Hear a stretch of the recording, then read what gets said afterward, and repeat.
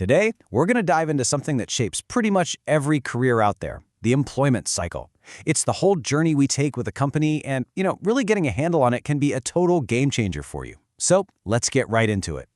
And hey, this isn't just a question for someone on their first day. Whether you're a manager trying to build a killer team or you're mapping out your own career moves, this cycle is absolutely key. Because it's not just a bunch of random things that happen. No, it's a journey, a path with clear stages, and each one has its own challenges and, of course, opportunities.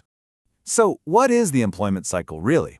Well, think of it as a roadmap for the entire relationship between a company and its people. It's all about intentionally managing every single stage, from that very first hello in an interview to the final farewell.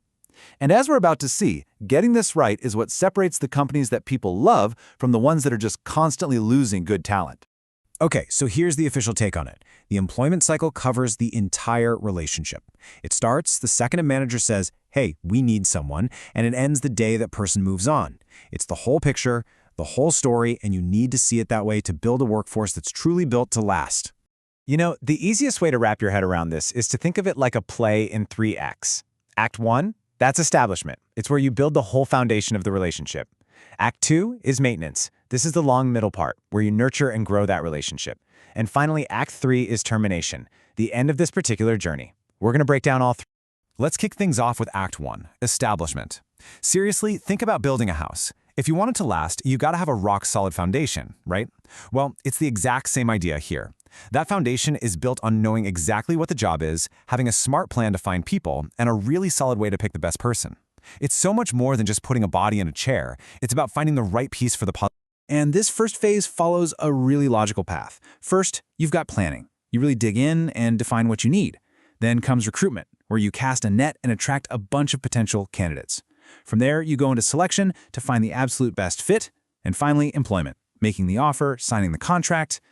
Every step here is crucial, and if you mess one up, you'll feel it for a long, long time. Now, during that planning step, this is a super important distinction to get right. You have 2 key documents. The job description is the what. It's the list of duties, the tasks, what you'll actually do. But the job specification, that's the who. It's all about the qualifications, the skills, the experience someone needs to bring to the table. One's about the work, the other's about the person, and you need both. Absolutely. So once you know the what and the who, you hit this fork in the road. Do you recruit internally? Promote someone who's already there, who knows the company? That's awesome for morale. Or do you go external? Look outside the company to bring in fresh blood, new ideas, new skills. There's no single right answer, but it's a huge strategic decision that really shapes a company's future. Okay, you've got a pile of resumes. How do you find that perfect person? Well, that's where the selection toolkit comes in. It's way more than just an interview. Companies use things like aptitude tests to see how quickly someone can learn, or even psychological tests to see if they'll really vibe with the company culture. It's all about gathering as much info as you can to make the smartest choice possible. All right, the foundation is set. The new person is hired. Now we enter the long middle act, maintenance. And if the first phase was like building a house, this one's kind of like owning a brand new car. You can't just drive it off the lot and expect it to run perfectly forever, right? Nope.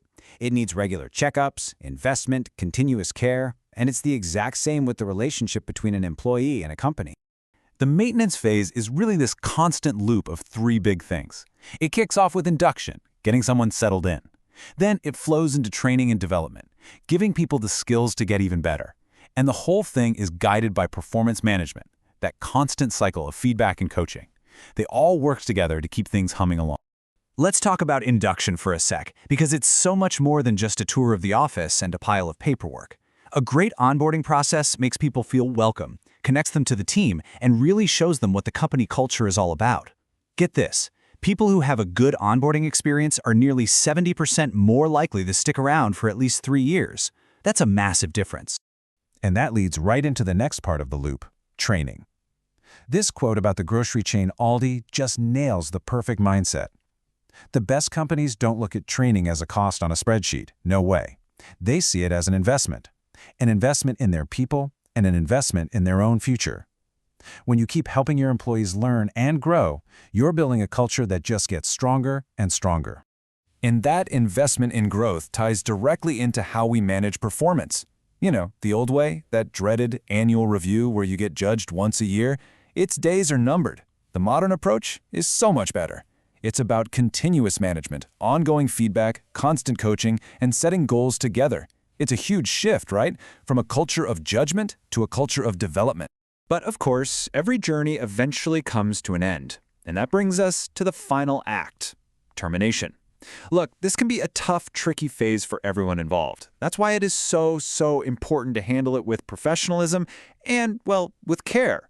Getting the exit right makes a huge difference, not just for the person who's leaving, but for the morale of everyone who's staying. When it comes to the end of the road, there are really two main paths. You've got voluntary termination. That's when the employee makes the decision. Maybe they found a great new job or they're ready to retire. But then there's involuntary termination. That's when the business decides to end the relationship. And, as you'll see, there are a couple of very different reasons why that might happen.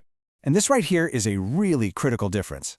Redundancy is when the job itself goes away.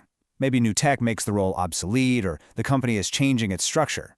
The key thing is, it's about the job, not the person's performance. Dismissal, on the other hand, is about the person.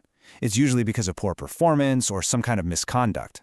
And you can bet those two scenarios are handled very differently. But no matter why someone leaves, the company has a responsibility to make that transition as smooth as possible. That means calculating the final pay correctly, handling the offboarding professionally, and offering support. Things like counseling or even outplacement services to help them find their next gig. It's more than just legal stuff. It's about treating people with dignity, even on their way out. So we've walked through the 3 acts of this whole cycle, but here's maybe the most important thing to remember. This isn't a straight line. It really is a cycle. Each phase is connected, and the decisions you make in Act 1 can have this massive ripple effect that you'll feel all the way into Act 3. Just think about it for a second. That clear, well-written contract from the very beginning, that can prevent a huge headache down the line. And keeping good, solid performance records during the maintenance phase, that ensures that if you do have to let someone go, it's done fairly and legally. See, it's all connected. Every chapter of the story matters. Now, so far, we've kind of been looking at this from the company's point of view. But let's flip the script.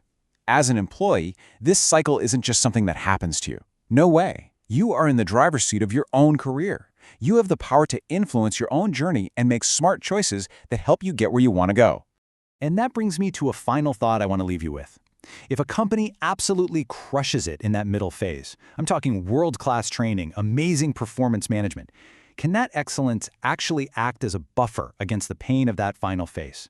Can a really great employee experience make even a tough goodbye a little bit better? It's a powerful question to think about. Thanks for tuning in.